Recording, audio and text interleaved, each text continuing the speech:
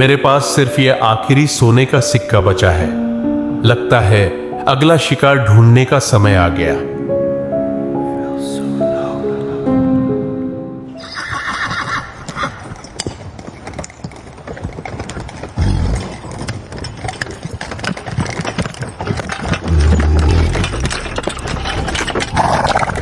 पापा, नानी का घर और कितनी दूर है? लगता है बेटा मैं रास्ता भटक गया हूँ। पहले तो इतना समय कभी नहीं लगता था। तुम्हारी माँ के गुजर जाने के बाद मैं एक बार भी वहां नहीं गया। लगता है यहाँ के किसी व्यक्ति से पूछना पड़ेगा।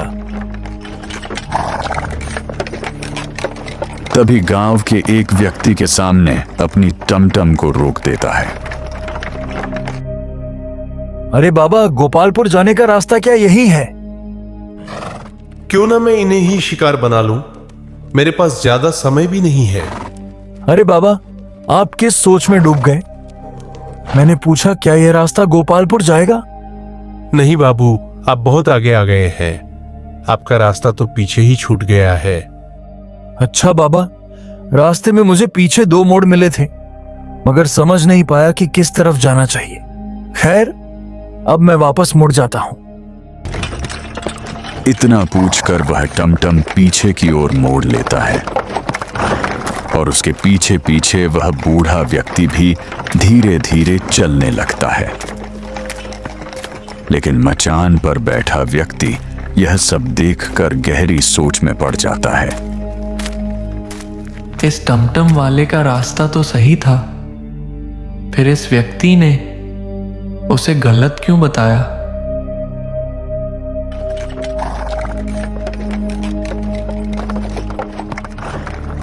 पापा, क्या सच में आप नानी के घर जाने का रास्ता भूल गए?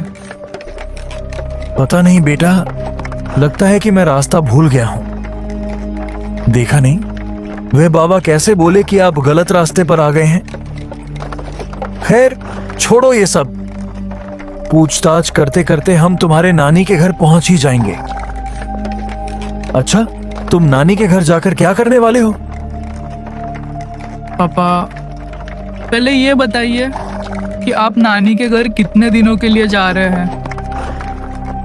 बेटा, इतने दिनों बाद जाने से मुझे लगता नहीं कि पर्व से पहले आने देंगे। शायद दीपावली और छठ पर्व के बाद ही आने का कोई उपाय है। तब तो पापा, मैं दीपावली में नानी की दुकान से बहुत सारे पटाखे लेकर फोड़ूंगा और घर भी लेकर आऊंगा। लेकिन क्या बेटा? पापा, अगर माँ हमारे साथ होती तो कितना अच्छा होता। न जाने कितनी खुशियाँ और बातें हम उनके साथ बांट पाते। वैसे पापा, एक बात बताइए, माँ की मृत्यु आखिर कैसे हुई थी? उस दिन क्या हुआ था? मैं हमेशा सोचता हूँ, लेकिन कभी समझ नहीं पाया। तभी अचानक टमटम रोक देता है। लगता है बेटा हम उसी मोड़ पर आ गए हैं जहां 2 रास्ते दिखाई दिए थे। शायद उस बाबा ने हमें दूसरे रास्ते से जाने को कहा था।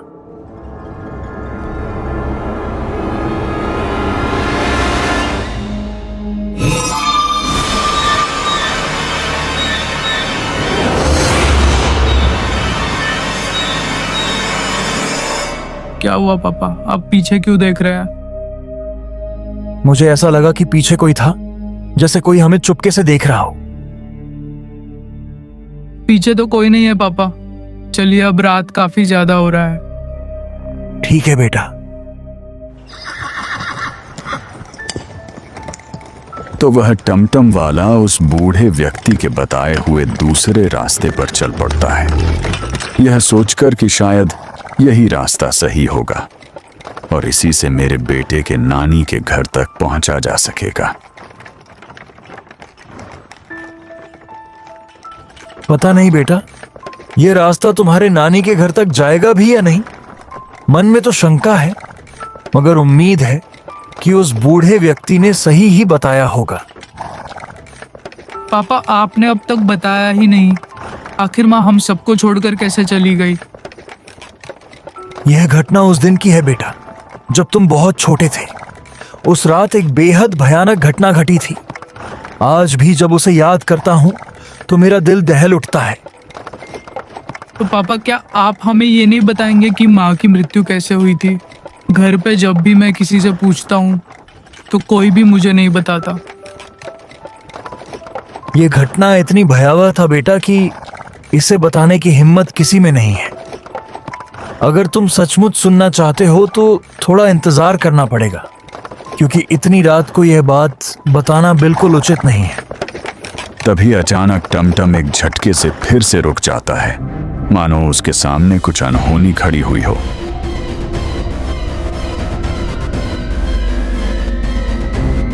अरे इस सुनसान रास्ते पर इतनी रात गए पुलिस क्यों खड़ी है पापा? पता नहीं बेटा, तुम यहीं टमटम पर बैठे रहो। मैं थोड़ी देर जाकर उस पुलिस वाले से पूछता हूँ कि आखिर यह रास्ता इतनी रात को क्यों बंद किया गया है और यहाँ क्या हो रहा है।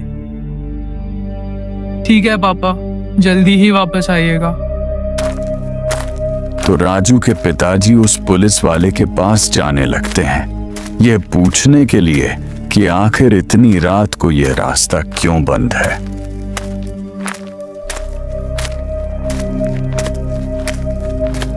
अरे साहब जी, ये रास्ता आखिर क्यों बंद किया गया है? तुमसे इससे मतलब? ये टमटम क्या तुम्हारा है? और ये बच्चा किसका है? कहीं तुमने इस बच्चे का अपहरण तो नहीं किया? नहीं साहब जी, ये टमटम मेरा है और ये लड़का मेरा बेटा है। मैं कोई चोर नहीं हूं। मैं अपने बेटे के साथ आगे जाना चाहता हूं। नहीं नहीं, ये नहीं हो सकता। आगे जाना पूरी तरह मना है। अभी जांच पड़ताल बाकी है। जांच पड़ताल? किस चीज की जांच पड़ताल हो रही है साहब जी? दरअसल पिछले कुछ महीनों से पास के गांवों से लोग रहस्यमयी तरीके से गायब हो रहे हैं और फिर कुछ दिनों बाद उनका शव इसी रास्ते पर पड़ा मिलता है। लेकिन सबसे चौंकाने वाली बात यह है कि उन शवों को कोई पहचान भी नहीं पाता, क्योंकि उनकी हालत इतनी खराब होती है कि चेहरा पहचानने लायक तक नहीं बचता। इसी वजह से इस रास्ते को बंद कर दिया गया है, ताकि कोई और इस रहस्यमयी घटना का शिकार न बन जाए। तो साहब जी बताइए, हम लोग अब आगे कैसे जाएं? आप इस रास्ते से नहीं जा सकते, लेकिन उस दूसरे रास्ते से जा सकते हैं। चिंता मत कीजिए, क्योंकि दोनों रास्ते आगे जाकर एक ही जगह मिल जाते हैं। ठीक है साहब जी, मैं अब चलता हूं। इतना कहकर वह तुरंत आकाश की ओर देखने लगता है। ऐसा प्रतीत होता है मानो चारों तरफ काले बादल छा गए हों।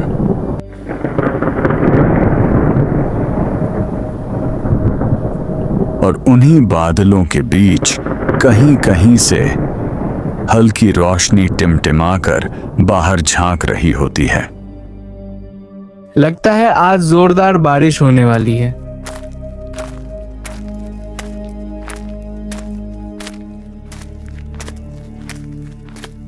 पापा उस पुलिस वाले ने क्या कहा? क्या हम आगे जा सकते हैं? नहीं बेटा, आगे जाने से उन्होंने मना कर दिया। पुलिस वाले का कहना है कि पास के गांव के लोग रहस्यमय तरीके से गायब हो रहे हैं और कुछ दिनों बाद उनका शरीर इसी सड़क पर मृत अवस्था में पाया जाता है। तो पापा अब हम नानी के घर कैसे पहुंचेंगे? तू चिंता मत कर बेटा, पुलिस वाले ने यह भी बताया है कि हम बगल वाले रास्ते से जा सकते हैं। वह रास्ता भी आगे जाकर इसी मार्ग से मिल जाता है। ठीक है पापा, चलिए जल्दी निकलते हैं। आसमान पूरी तरह काला हो चुका है, चारों ओर बादल ही बादल नजर आ रहे हैं। लग रहा है कि कभी भी तेज बारिश शुरू हो सकती है, इसलिए देर करना ठीक नहीं होगा।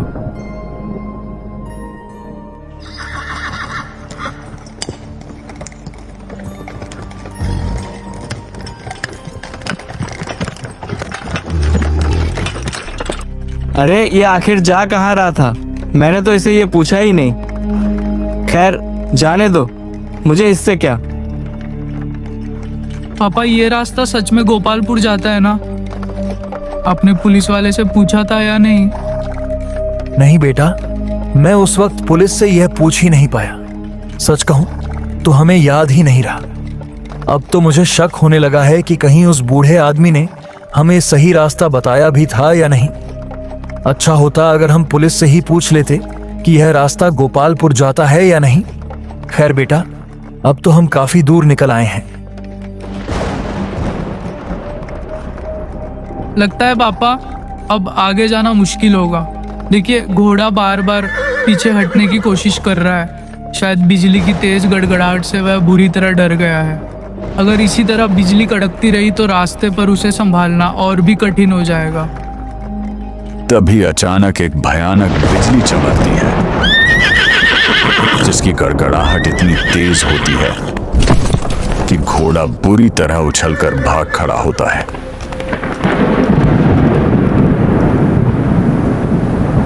उसी झटके से दोनों बाप बेटे टमटम से छिटक कर काफी दूर जा गिरते हैं। बारिश भी अब इतनी तेज होने लगी है कि चारों तरफ पानी की चादर सी फैल गई है। ऐसा प्रतीत होता है मानो आसमान ने अपनी सारी सीमाएं तोड़ दी हों और सारा पानी एक साथ धरती पर बरस जाएगा। कुछ देर बाद उस लड़के के पिता की आंखें खुलती हैं और होश आते ही वे घबराकर चारों ओर अपने बेटे को ढूंढने लगते हैं। अरे बेटा, कहाँ है तू? मैं यहाँ हूँ पापा, मैं अभी आ रहा हूँ। हे भगवान, तेरा लाख लाख शुक्र है कि तूने मेरे बेटे की जान बचा ली। मैंने तो कहा ही था ना पापा कि हमारा घोड़ा बिजली की तेज चमक और गरज से डर रहा है। देखिए वही हुआ, घोड़ा अचानक भाग गया। कोई बात नहीं बेटा, घोड़ा भाग गया तो क्या हुआ? तुम सही सलामत हो, यही मेरे लिए सबसे बड़ी राहत और खुशी है। अचानक पता नहीं कहां से वही बूढ़ा व्यक्ति पीछे से दिखाई देने लगता है, वही जिसने कुछ घंटे पहले उन्हें रास्ता दिखाया था। अरे बाबा, आप यहाँ कैसे? अरे ये सब छोड़ो, तुम दोनों यहाँ क्या कर रहे हो और तुम्हारा घोड़ा कहाँ गया? वो बाबा, घोड़ा बिजली की गरज से डरकर भाग गया। ठीक है ठीक है, कुछ देर आगे मेरे खेत के बगल में एक झोपड़ी है। आज रात के लिए तुम दोनों वहीं रुक जाना। तो सभी लोग धीरे धीरे उस बूढ़े व्यक्ति की झोपड़ी की ओर बढ़ने लगे। चारों तरफ तेज बारिश और अंधेरे के बीच जैसे हर कदम एक नई चुनौती हो। बाबा एक बात बताइए, आप इतनी देर रात को, वह भी इस मूसलाधार बारिश और सुनसान रास्ते पर आखिर किस लिए आए थे? दरअसल हम अपने खेत की फसल देखने आए हैं।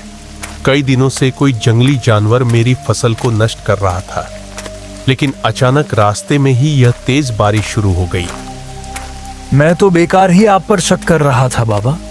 मुझे लगा था कि शायद आपने हमें गलत रास्ता बताया है। अरे इसे आखिर शक कैसे हो गया? अब किसी भी तरह मुझे जल्द से जल्द इस दोनों को उस झोपड़ी तक ले जाना होगा। नहीं, ऐसा कुछ नहीं है, मैंने तुम्हें बिल्कुल सही रास्ता बताया था। काफी देर चलने के बाद आखिरकार उस झोपड़ी तक पहुंच जाता है।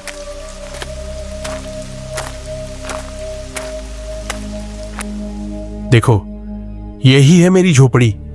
तुम लोग अंदर जाकर आराम कर लो, मैं थोड़ी देर फसल देखकर आता हूं। कहीं कोई जानवर मेरी फसल को नुकसान तो नहीं पहुंचा रहा? लगता है बारिश भी अब थम गई है। ठीक है बाबा, आप जल्दी आ जाइएगा, तब तक मैं इस झोपड़ी में आराम कर लेता हूं। वह बूढ़ा व्यक्ति फसल देखने के बहाने धीरे धीरे वहां से निकल जाता है। ऐसा लग रहा है मानो वह किसी खास उद्देश्य से चुपचाप अपने रास्ते पर बढ़ रहा हो। चलो बेटा, झोपड़ी के अंदर चलते हैं। सुबह होते ही घोड़ा ढूंढकर हम तुम्हारे नानी के घर की ओर निकलेंगे। फिलहाल आज रात तो इसी झोपड़ी में बितानी होगी। ठीक है पापा, बिना घोड़ा के कहीं जा भी नहीं सकते। इधर यह बूढ़ा व्यक्ति किसी झाड़ी के पास ठहर जाता है। हे आदमखोर जंगली राक्षस, इस बार मैं तुम्हारे लिए 2 शिकार लाया हूं। इसके बदले मुझे मुंह मांगी सोने का सिक्का देना होगा। और तभी उस झाड़ी के पीछे से एक अजीब सी आवाज आने लगती है। अरे बूढ़े, इस बार अगर शिकार नहीं मिला तो मैं तुम्हें खा जाऊंगा। याद रख, मैं आधा पेट भी नहीं छोड़ता और कीमत वही मिलेगी जो मैं तय करूंगा।